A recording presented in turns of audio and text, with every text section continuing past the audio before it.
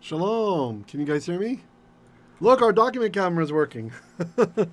Thank you for everyone who prayed. All I did was I took it upstairs with me and I set it on the floor by my bed. and brought it back down. It works. So thank you very much for your prayers. I got a little bit cocky and I tried plugging in the SLR thinking, oh, maybe it's... no. Dead as a doornail. Doesn't want to start. So shalom, Gary, Thea, Jeff, Brenda, Betty, Michael, Tet, Davey, Debs, Kenneth, Julie, and I hope I didn't miss anybody. I'm really glad for you, those of you who are here live. Everybody, please remember to leave a like. And yeah, let's go ahead and get started. Let me start just with a real quick prayer. Avinu Malkeinu ken hi ratzon ki timlei et fi b'divrecha halayla hazot. Ta'azer na et kol talmudai.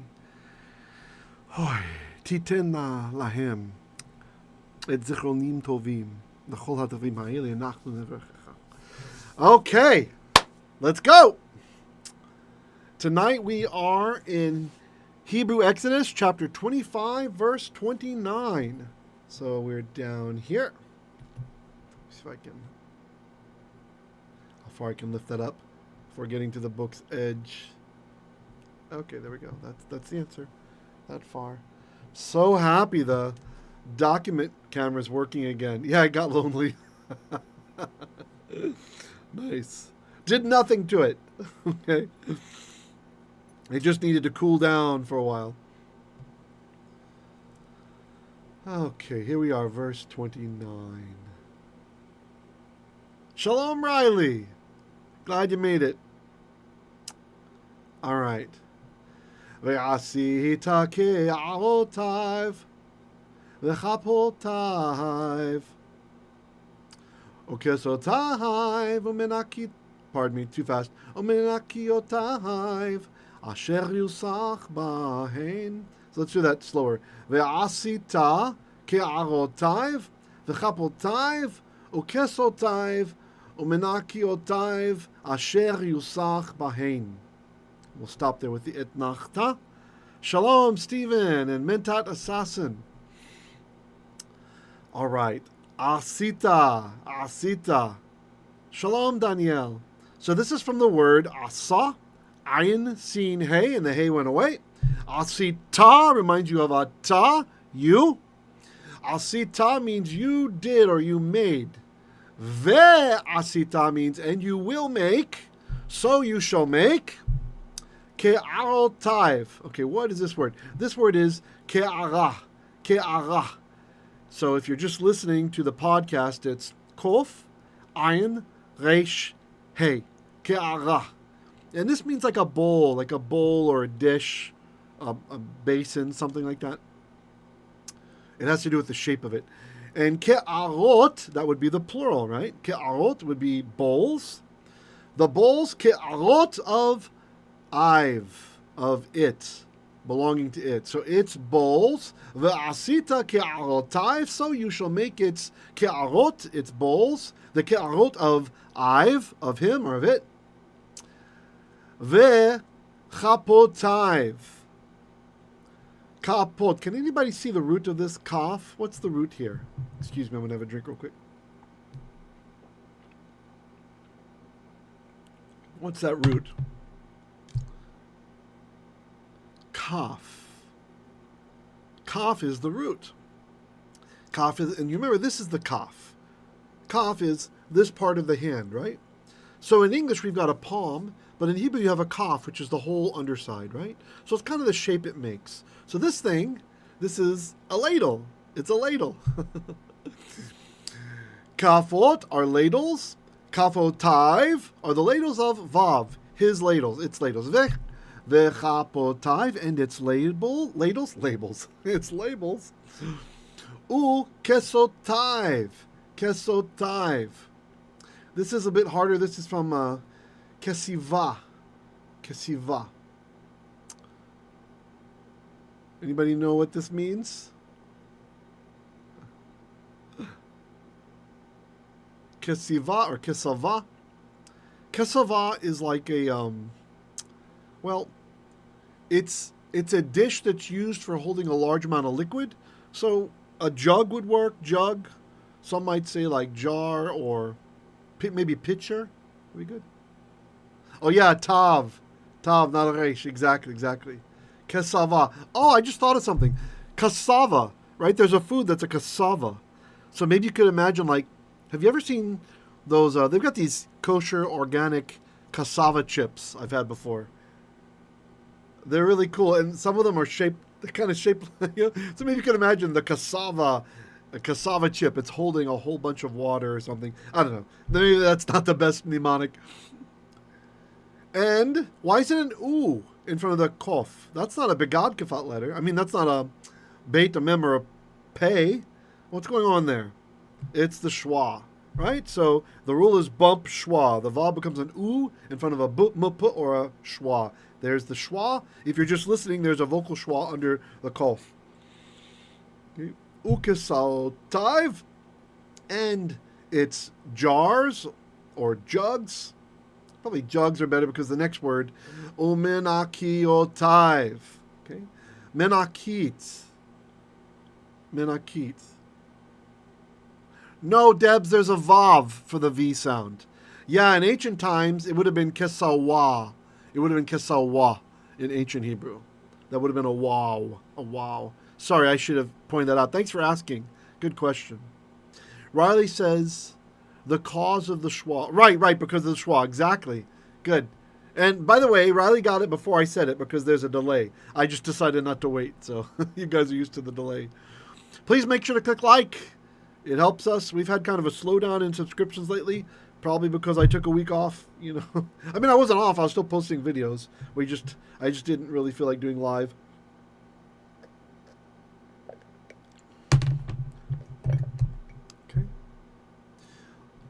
Okay. Yes, exactly, Debs. That's right.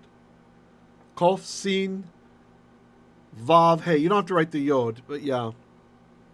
Okay.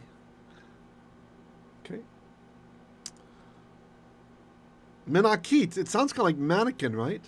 Menaqit. So menaqit, this is a jar.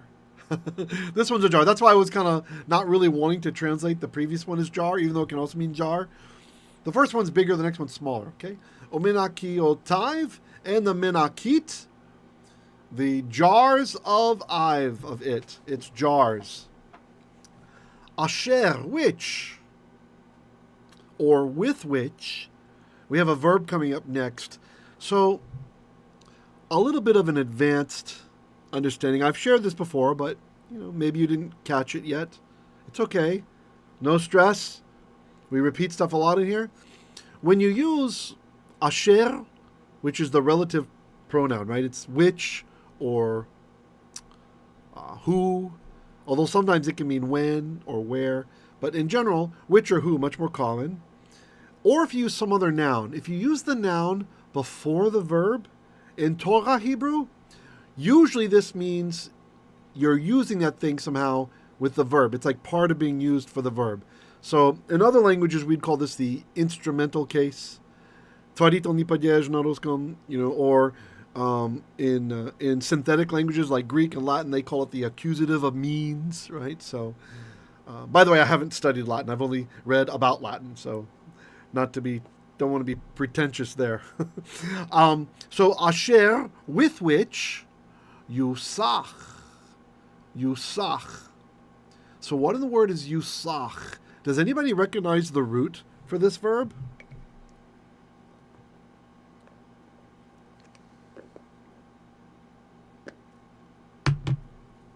Will you check?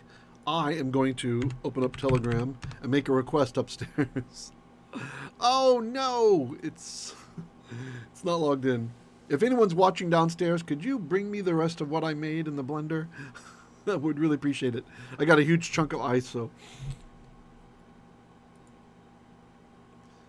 we'll see if the family's paying attention. Nobody has the root for yusakh? Yusakh kind of sounds like a name. Hey, Yusakh, come over here. Riley says because the dagesh is on yes, beautiful, Riley. Very good. That's right. That's right. From nasakh, exactly, nasakh, to pour, like to pour liquid, right? And a nesakh is a libation, right? Something that you would pour out. Although there's another nesakh, which means equipment or a weapon. That's not the one here. They're just homographs. They look the same and sound the same. And exactly right. Riley noticed there's a strong dagesh in the samech, which if you're just listening to the podcast, you couldn't hear because we don't really pronounce those. Yusakh. Maybe I should start doing that. And so the noun assimilated. Very good. Nice language detection. We got to be language detectives. You look at it, you look at the form, and don't get stressed if you're patient, and you just take some time, and you think about it. Look at the footprints that are there. In this case, Riley saw there's a dagesh forte, a strong dagesh, a dagesh chazak in the samech. Ah, they are watching upstairs. Yay! That was your test. Hold on here, let me... Oh, the whole thing here. Maybe I'll pass this. Can you pour it for me? Thanks. Great. Yay, they like me. Oh, careful though. We're going to hear the YouTube on the YouTube and get like a redundancy loop. So notice there's a ooh here. See the kibbutz, guys? Or do you hear the kibbutz, those of you listening? It's yusakh, right? What's happening there? Thank you. I hear myself laughing on the phone. That's okay. Good.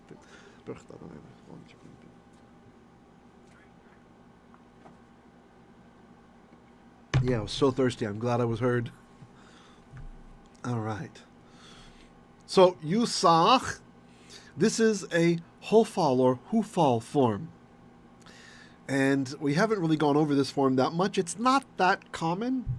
It's not one of the rare ones like Dr. DeVero loves, the peel pels and the pull pels and polel and all those bizarre forms. But this is one of the main 7. And if you haven't watched yet, check out my video. It's a short video here on Hebrew Literacy in the Language Snippets playlist. Just click that playlist. You'll see there's one that has an icon of a menorah. That's a nice mnemonic on how to remember the Binyanim, which are the Hebrew verbal stems. It's a system, and it's beautiful in Hebrew. It's orthogonal. It's like on one side it's the active, the other side it's the passive of those same things. Like if you follow a branch of the menorah on one side, active, go to the other side, it's the passive form of that same idea. In the middle, because it's not active or passive, it's hitpile, it's doing it to yourself, so just, and then like the first branch is just the weak one. The next one is the intensive variation for both active and passive. The next one is the causative or elative for both active and passive. Just the symmetry is amazing. And it's almost as if somebody designed this language, And of course, we know it's the language of creation. And when you really get into the Hebrew and you read back through Genesis and stuff, you'll see there's so many plays on words and just nice things that happen that makes it very obvious. Even humankind is called Adam, right? Because he's from Adamah. Adam is from Adamah, right? So you get these, it doesn't work in another language. Some people are like, oh no, Tamil is much older than Hebrew, or, whatever the ancestor they're trying. No. Hebrew was the original language. And there's, I don't usually like to prove things in gematria, but there's even a nice little gematria thing that works out too for it. For first language, it's the same number as Hebrew, so it's kind of cool, And anyway, there's just a lot of stuff there, Hashem, he mixed up the languages, but Hebrew remained intact because that's the language of creation. Yeah. Oh, great. Thank you, Debs. Admin Debs has the link there in the chat if you guys want to take a look at it. Maybe not now, but you could copy that link and save it for later or open it up in a different tab. That's the one with the menorah that's going to explain to you this pattern. And it's kind of got some animations and stuff. Should make, I think it's like 15 minutes long, 19 minutes long. Not too long. It's worth the watch, even if you just like to do immersion, just to kind of get a feel for what's happening with the patterns of the verbs and stuff. So this one is hophal or hophal, depending how you want to call it. So it is characteristic by that strong dagesh in the middle letter there, which Riley mentioned. And it's also got the ooh in the front of it, okay? So yusakh. So if you follow the menorah branches, right? I wish I could draw on the screen here, but the one that's nearest to the inside is causative. Active, and then that's hophal, and then we pull it over to the other side, that's hophal or hophal. Again, there's different ways to call it. So that's what this one is. So it's active passive. Okay? So with which yusakh. It shall be caused to pour out. Right? Caused to pour into, shall be poured, ba, into, hain, them. Okay? Do you guys understand? Any comments or questions? Yay, I love the admins working well in tandem there. Yeah. Very nice. If one of the admins could put up the chat for Hebrew literacy, that'd be nice too. You know. Maybe Tet, you want to put that up? That'd be good. Okay, yusakh bahen, into them. Now we're going to learn more about these various vessels. They were to be zahav tahul. Actually, let's count it. Zahav tahul ta'aseyotam. Zahav, gold, or I was tempted to teach you a little something about Jewish Aramaic, but what the heck? You get a freebie. If ever you're wanting to guess what a word with a zayin is in Hebrew, what it is in Jewish Aramaic, usually just change the zayin to a dalet. And you can, a lot of times, you can guess the word. So zahav in Aramaic is dahav with a dalet, right? So anyway, maybe you'll remember that someday and it'll be a neat party trick or something. Tahor is pure. So pure gold. Oh, there's a grocery store in the Philippines called Pure Gold.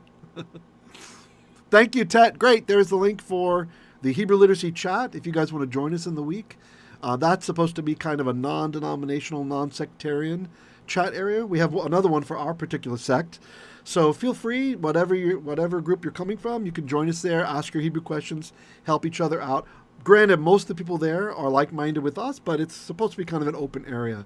Yeah, where we're just interested in Lashon HaKodesh, the Holy Tongue. Ta'aseh. So again, from asa, we started with asa at the beginning. Ve'asita, so you shall do, you shall make.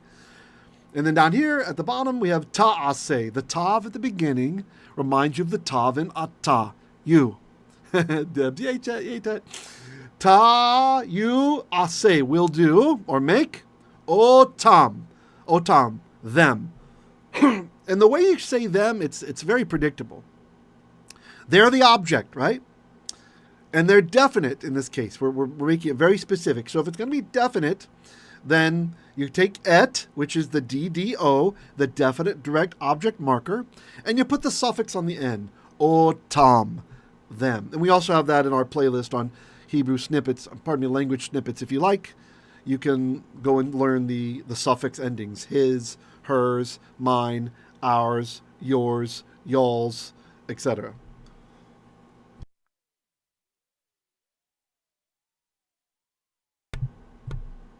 Okay. Yeah, I'm so glad I have my drink. Hey, shalom, Trish. You guys had some internet issues. Yeah, earlier today when it started raining heavily suddenly, our internet went off also too, off for a moment too. Just off for a moment. Yeah, and then I disconnected, reconnected, everything was good. I'm glad you're here, glad you made it. Are you guys all on one device?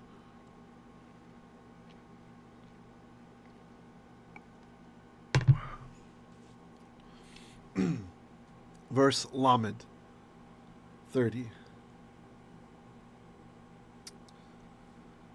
Venatata al hashulchan lechem panim. And we'll stop right here because I don't want to move the page and go to the one word. We're probably going to have etnachta right after this and then back. So, and so then, natata. What's natata? Does anybody recognize the verb, this verb here? Not. We have the first two letters. What's the third letter? And I know Riley's going to guess this letter because there's a strong dagesh in that final tav. Natata. Natat-ta. There's actually two tavs there. Three tavs in a row. Natat-ta. So, probably you're saying it when you see this because of the delay.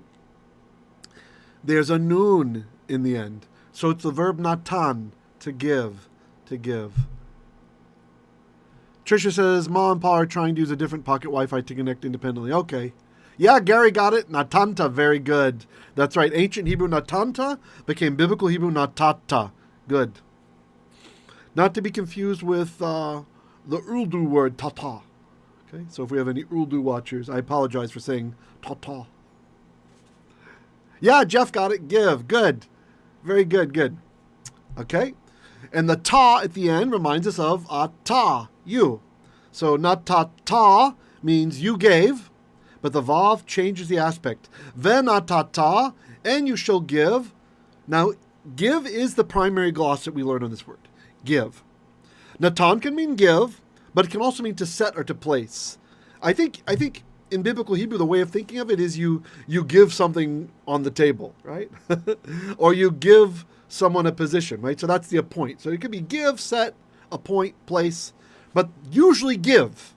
And oftentimes there'll be a parallel word with natan. So you have natan, which most of the time is give, just like Jeff said, and sometimes means set or place, right? Or even appoint, if it's like a person. And then in parallel, we have another word, seem, which is sin, yod, mem. It's a hollow verb that yod will disappear a lot of times. And you just have like sam, means he seemed, he did it. Now this one usually means to set or to place or appoint. And then sometimes it's give. So those two, they're like the same but opposite, right? Natan, most of the time is give. Sometimes it's set, place, or point. And then seem, most of the time set, place, or point. Sometimes give. And oftentimes you'll see them in Hebrew parallelism. There's just kind of some fun symmetry with those guys. Okay. So I'll be hyperliteral now. And you shall give ayin lamed, upon ha-shulchan, upon the shulchan, upon ha-table, on the table. So now we know from context, English sounds weird to say you shall give them upon the table, so we can easily, put them on the table, you shall place them on the table. Not them, I'm sorry. There's no otam, not them. We had that in the previous verse. You shall place upon the table. What do we place on the table? Lechem panim. Lechem, I think all of you know lechem, right? From the bracha. Hamotzi lechem min haaretz, right? Lechem, bread or food. Sometimes it even means grain. Less often, but sometimes, usually poetically, it can mean like grain. The thing that you make the lechem from, right? Lechem is bread. In this case, it is literally bread. And it's a lechem panim. What's panim? Panim. Panim, you know panim, it was one of our Hebrew words of the day. Panim means face. Yeah, Riley got the bread, exactly. Face or faces. In Hebrew, this word only occurs in the plural. It's kind of an interesting word. You can't, if you try to make this singular, it means something else. It means like, so that not, right? That's a different word. Yeah, Julie got it, exactly. Great. By the way, it might be weird. You listen to the video, you hear me, any of you watching later, I gave the answer, then I'm crediting people. It's because of the delay. They got it in time. It's just, I went ahead and said it, knowing that they would get it, and then we're like time traveling here, just a little bit. So, lechem panim, this is literally bread of faces, or bread of face. The face bread, right? Or, panim has another meaning. Panim literally means face or faces, but it also means presence, right? Like we talk sometimes about hapanim, the presence, right? Meaning the Shekhinah, right? The presence of Hashem in very concentrated fashion, right? Not just Ruach HaKodesh, which would set over David, or that, Daniel had, some of these other guys that weren't quite on the full level of prophet, but they still, Daniel rather, but they still had Ruach HaKodesh, Holy Spirit. Panim is something much more intense, right? The panim is what you don't want the panim showing up if you are not in a right state with Hashem. Okay? The panim does not tolerate sin, right? The presence does not tolerate sin. Does not tolerate encroachment on the mitzvot, right? So this aspect is like a very intense. If you've ever studied physics, you can have a field, or even some maths, right? Vector calculus. You have like the field on a surface, right? The flux of that field on a surface, the flux, I think of that like the panim. It's like a very high flux part of Hashem, right? He's there in magnitude, right? He's there in force. When the panim is there, that's when the Kohanim would present an ishay, a fire offering, and the fire would sometimes come down from heaven even and absorb the offering. So that's panim is a very powerful word. But sometimes it just means face, right? So and so the word for before is lifnei, because it's two the face of. Lefanim, we drop the mem. Face of becomes lifnei, because you can't have two schwas in a row. So panim, whenever you have an ah before the accent, and then you move the accent later, panim, and we're going to say face of.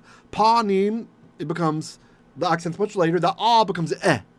And so if you want to put the lamed in front of it and say to the face of, lefanim, you can't do that. So that's why it becomes lifanim, like this. Or lifnei, lifnei. But to the presence of or to the face of. Okay? Debs asks, is lifanai related to face? Yeah, exactly. Yeah, before me, right? Yeah, before me. Yep. Lifanai. So it's lifnei of I, right? Of yod. I, when you have an I sound with the yod at the end, that's a plural ending of the thing, but it means it's mine, right? So,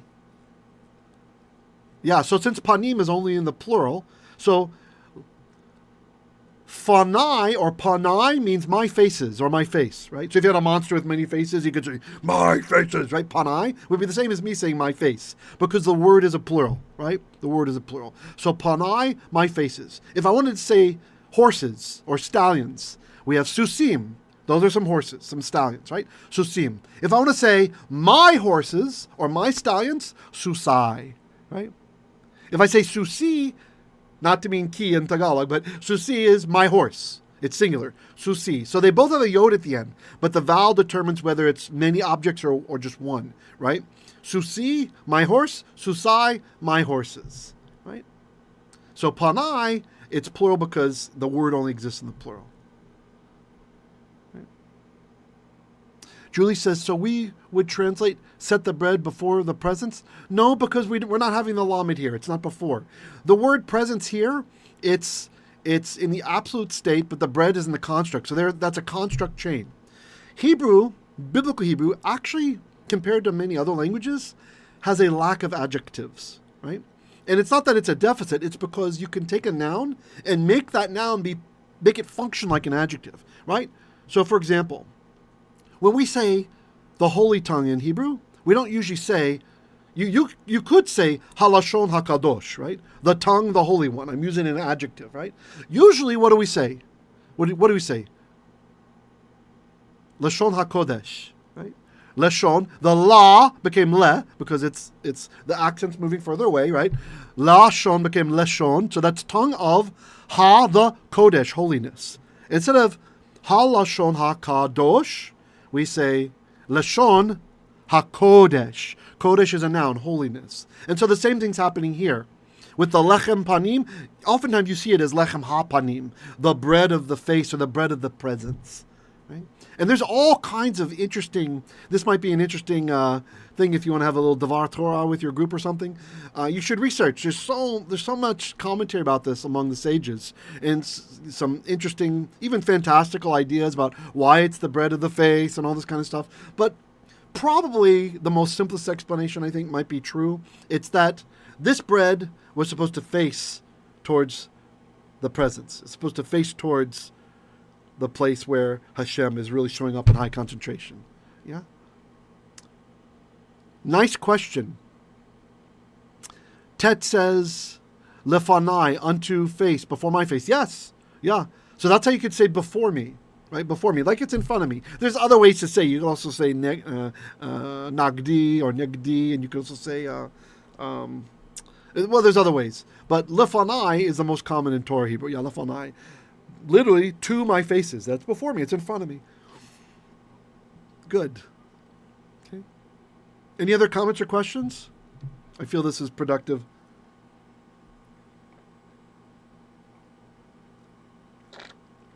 Oh no, almost out again. Lechem panim. Bread of presence. And even though there's no the here, very often we do see it as lechem ha panim, so I will translate the bread of presence. The bread of the presence. Deb says panim lefanai is not the bread, just bread. No, not bread of presence before me. If you say panim lefanai, it means bread in front of me, like bread before me, right? Yeah. Because the reason it's not like bread of my presence is because the lamed, you can't, when you have a construct change, something of something else, you can't jam a preposition in there. A word like to, over, under, with, by. So the lamed is 2 or 4, right? So we can't jam that in there. So if you just said panim lefanai, it means like bread before me. Lechem lefanai. There's bread here in front of me, right? Deb says, so lechem panim lefanai, that would, tamid. Oh, yeah, that's good, Deb. Yeah, could do like this, yeah. So lechem panim, bread of the presence, lefanai, before me, tamid, continuously. Yeah, very nice. Julie says, so can you translate the entire verse into English when we are finished, the full verse? Okay, sure. Riley says, it's clear, Rabbi, thank you. Gary says, pan. All right, in Spanish for bread. I think in French too, right? That's your memory aid. That's great. That's a great aid. I think a lot of people probably studied at least some high school Spanish, right? That's like me, some high school Spanish. So pan. Pan, you see what Gary suggested? Because pan means bread in Espanol. He's using that as a memory aid when you see the lechem panim, right? The bread of the presence. Just make sure that you don't think panim or, oh, you might have heard this. Okay, those of you who are Americans, I don't think the Asians would have heard it, right? Because there's a lot of Yiddish exposure in America, right? Have you ever, when I was a kid, I was in the back of a taxi in New York one time with my mom. And, what's his name? The guy from Charlie and the Chocolate Factory, the original one. I can see his face. I can't think of his name. Jewish actor. Like that narrows the field a bit. Anyway, if somebody thinks of it, write it out, please. He was also in Blazing Saddles, and he's also in what's the other one? The one that I love. One of my favorite movies is The Frisco Kid. He's a Polish rabbi, but he's like the last in his class. It's like not so bright. And the Jews in San Francisco, they need a rabbi, so they send him to America, and he has to cross through the whole country. And he meets Harrison Ford, a very young Harrison Ford, a bank robber, and they become best friends. A rabbi and a bank robber. It's nice. Gene Wilder, yes, thank you, Gene Wilder, exactly, Brenda. So anyway, Gene Wilder's walking across the street in the crosswalk, and he sees me kind of leaning out the window of the taxi cab we're stopped, and he comes over and grabs my cheeks, pinches my cheeks, shakes them a little bit, and then keeps walking. My mom's freaking out. Oh, there's Gene Wilder. Anyway, this is a punim. You've probably heard of punim, right? Oh, you tell, what a cute punim you've got, right? Punim from Hebrew panim. You see, that's how it came into Yiddish. It came from panim, became punim. Actually, the ah is oftentimes an O in Ashkenaz pronunciation, so it's actually, not panim, it's ponim, right? So you can kind of hear ponim becomes ponim, kind of easier. There, you got a free Yiddish word, and you got a free Aramaic word tonight. And Espanol. Muchos gracias. Julie says, would these breads be flat or in a loaf format? Is there any way to know? Yeah. It's more of it's a curved. In fact, this is what some of the instruments were that we were talking about before. Some of the bowls were, okay, not everybody believes this, but there's a theory that the bowls were for shaping the bread. So they would cook the bread, and when it's still soft, they would put it in these bowl type things to give it kind of a rounded shape as well. No, not flat like pancakes. No. Those pictures that's definitely not the case. Tet says, lechem bread, Beit Lechem, Bethlehem, house of bread. Yeah, very nice. Because the tav used to be a th when you didn't have the dagesh.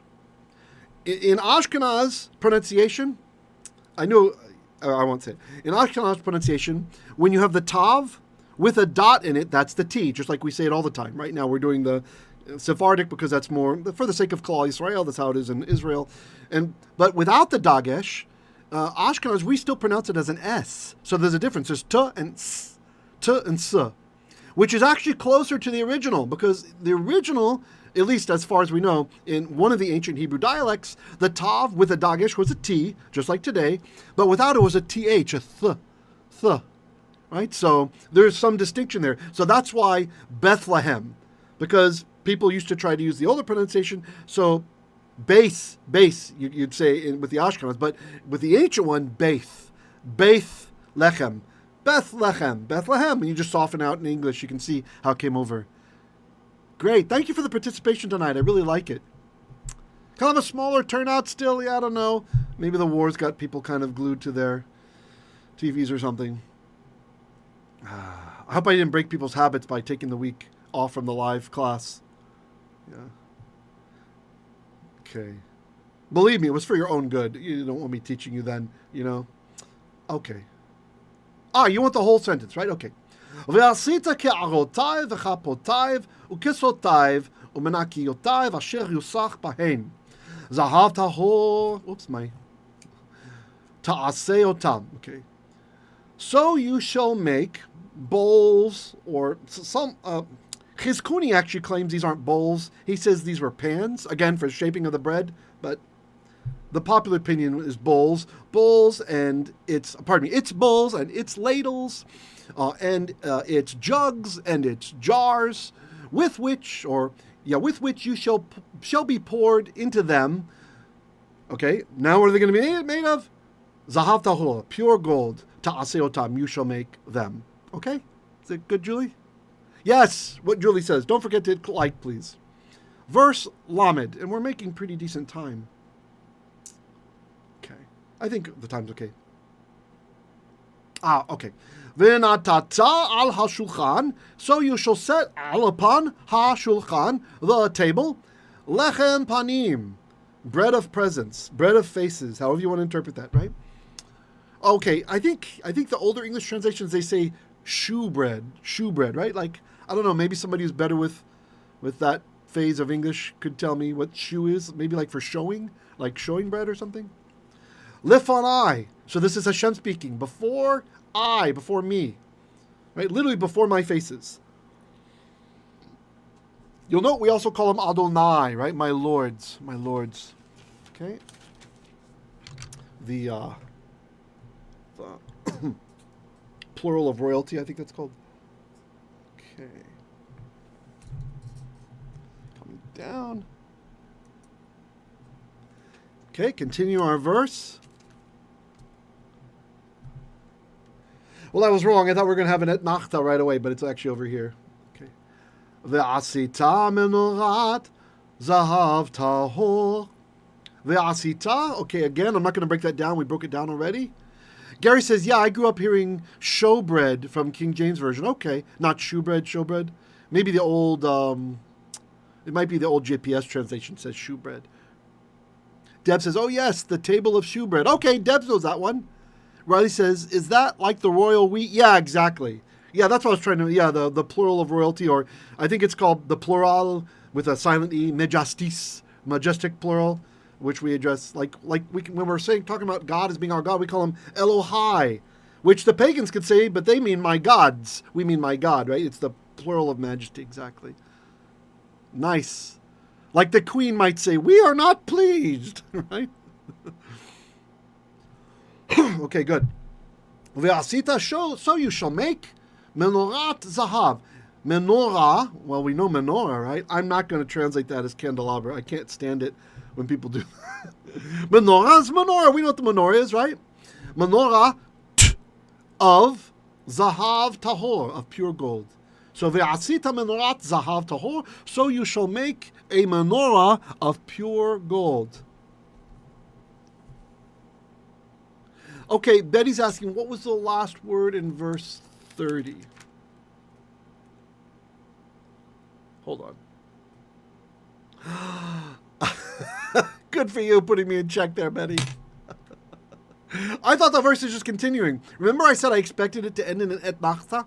The reason is kind of the way the accent marks are going. You expect a long rest after that. That would either be et nachta, or it would be sof pasuk, the suluk, like the end of the verse, right? There was another word on the bottom of the page I didn't see. I just kept turning and translating. So thank goodness for Betty calling us to task. I missed a word in the verse. How terrible. Tamid. You're the Gabi. You're the... I used to be the Baal Koreh of the Torah for a couple years in a shul in Texas, and Baal Koreh is the one who reads from the Torah portion, right? The Torah portion every week, and but we had this Gabi. He would stand behind me with tikkun. It's got the stuff like the Torah, and it has also with the vowels and ta'amim and everything. And whenever I'd make a mistake, he'd like shout the right answer, like shake me up. So Betty's is our corrector today. You're the Gabi today. So tamid, we left off tamid, which even, yeah, exactly. Riley put tamid there, and even Debs mentioned tamid before. Tamid means continuously, right? So it's venatata al shulchan. So you shall place upon the table lechem panim, the bread of presence, the falai before me, tamid, continuously. And I think we had this as one of our Hebrew words of the day. I had a circle with 3 arrows pointing into each other. It's kind of hard to, how do you make a picture for that? But yeah. Okay, great. Thank you for that. That was the end of verse 30. I almost changed the Torah. Goodness. Left off a word. Not cool. Okay. All right. There we go.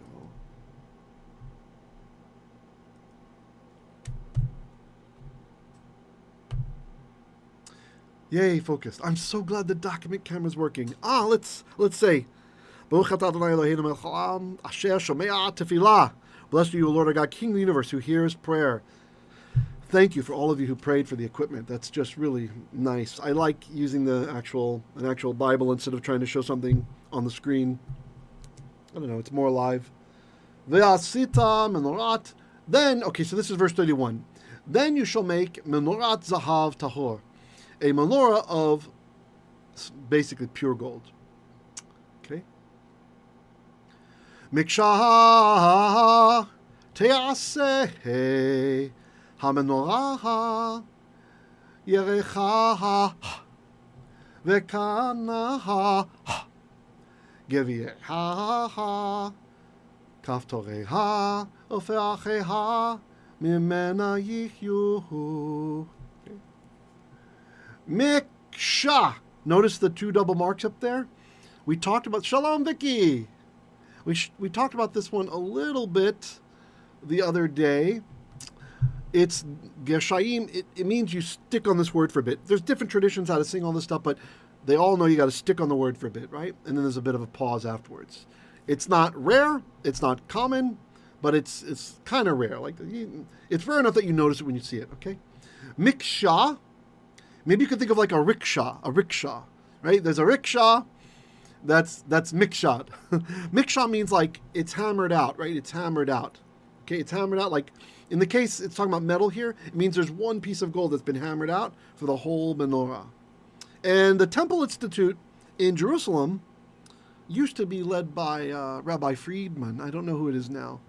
But they actually made a gold menorah. They made the gold menorah, can you imagine? But they discovered you cannot do it with pure gold. You can't make it solid gold. You can do pure gold, but not solid gold. Because the weight for the proportions will actually it'll bend down on itself. But it was more like a foiled sort of thing, right? Like, well, we talked about this a while back. I think it was Gary who mentioned, oh wait, was it Gary or was it one of you? I'm trying to remember who brought up the process in Egypt. It might have been Stephen Lindstrom. Yeah, Gary hammered into a foil. Yeah, this was mastered in Egypt, this craft. Right, where they would hammer out the precious metal and foil it on there, yeah, and put it on walls, like you'd have entire gold leaf walls and stuff like this. Actually, in Egypt, there was a time where gold was so common that silver was more valuable. I think that I'm guessing here, okay, I'm guessing, but to me, it would make sense if it was the time when Yosef HaTzadik was in charge. Because remember, he's got the silver gevie'ha, he's got a silver goblet, right? And the text makes a big deal about his goblet. Now it was silver. So that makes, I remember thinking, why not gold? But when I learned this about Egypt, studying some Egyptian history and stuff, I thought, oh, maybe that's why it's silver. That was the time period where silver was worth more. Like when they discovered King Tut's tomb, Tutankhamun, it was untouched, right? And there were just all these, wonderful things inside. And they were surprised, though, that it was more silver than gold. Because, clearly he's very wealthy, and why so much silver stuff? Well, that was from the time period where silver was worth more than gold in Egypt, because they had all the gold. Which also makes some sense, too, if Joseph is, if he's, he's already, people are buying stuff or whatever. Yeah, I might be off on the time period then. Let me think about that. Anyway, you consider it. Let me know what you think. Yes. Julie says, is the menorah that is on display in a glass case in the street the one they placed to use the new temple? I'm not sure if it's been. I never visited the Temple Institute when I was in the land. Yeah. Anytime I went to Jerusalem, I was just going to the wall. So, yeah, I don't know. That's a good question. Brenda says, silver and gold, have I none?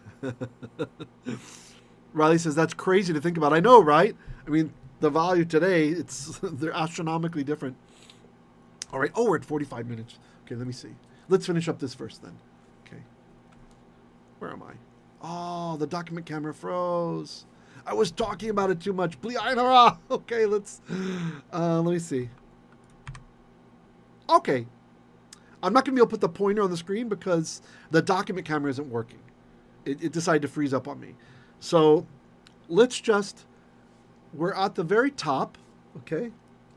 And it says, we just said miksha, hammered out, te'aseh, okay? Te'aseh. So this is a little bit trickier. It's a passive. It's a nifal. The tseri underneath the tav tells you that. So te'aseh means it shall be made. It's feminine, right? Ha-menorah, that's why te'aseh, ending in a hey. It shall be made. She shall be made. What shall be made? Ha-menorah, the menorah. Okay. I'm going to have to say with in English, or with a yerecha, which means like her thigh, so her base, vekana, and her reed, which is the center part of the menorah, is the kane. Though this is, I read an article in the dictionary of was it the book das Altes Testament? It's by Dr. Myers, and he says that this is a hendiadys.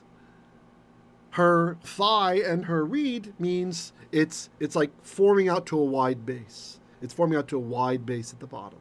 Right? Gevie'ha. Now this is the same word that I just used talking about Joseph's goblet, his gevie'ha. Gevie'ha was like a big bowl with a little stick on the bottom. Goblet's about the closest we can get to in English, right? It's an Egyptian word that's in Hebrew in the Bible. It's been assimilated into Hebrew, into biblical Hebrew. It's a loan word, we would call it, right, from Egyptian.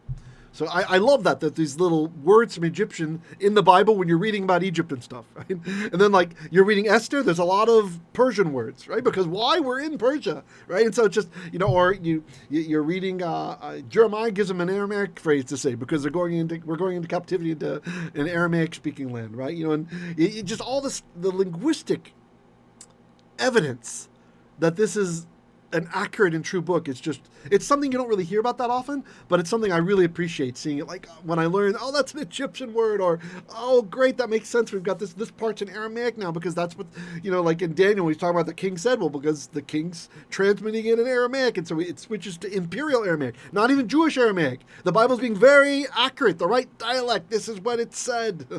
So, hope you guys can appreciate that too. These aren't on the level of like defending the Bible sort of thing, but it's still just kind of, it's icing on the cake. All right. Gevie'ha, which is its goblets, right? And they're on the top of each branch. Kaftoreha u'faracheha. So a kaftor is, the architectural term is a capital, right? It's like a bulb, the kane would go up and you have a bulb, go up and you have a bulb, right? Like this. And u'faracheha means, and its petals, right? Parach, to burst out, this is what happens in spring. A flower bud will parach, it will open up, right? So sometimes this is used to mean petals, the thing that you see when it's opened up. But again, Dr. Myers says this is another hendiadys. So kaftoreha u'faracheha means, and its blossoming capitals. Okay, I think that makes sense. Mimena, from her, so from it, yihyu, they will be. From the verb haya. The yod at the front tells you it's third person, and the u at the end tells you it's they. So that is the end of verse 31. So reading the whole verse again, and then we'll be done. ועשית מנורת זהב טהור מקשה תעשה המנורה ירחה וקנה גביעיה כפתוריה ופרחיה ממנה יחיו. So you shall make a menorah of pure gold, hammered out. The menorah shall be with a widening base. Its goblets, blossoming capitals from it will be. There will be, okay? Okay, so we made it to verse 31, not 34 like I thought we would. I thought I was getting a little ambitious there, but that's fine. I will go ahead and end the teaching now because we're 50 minutes. I don't want to go too long with you guys. Ted says, I think this is in the Knesset building compound. Hey, oh, shalom, Davy. Glad you made it. Okay, you guys, please make sure to give likes. Tomorrow we'll be doing First Kings. We're back in Prophets, and then the next day we're back in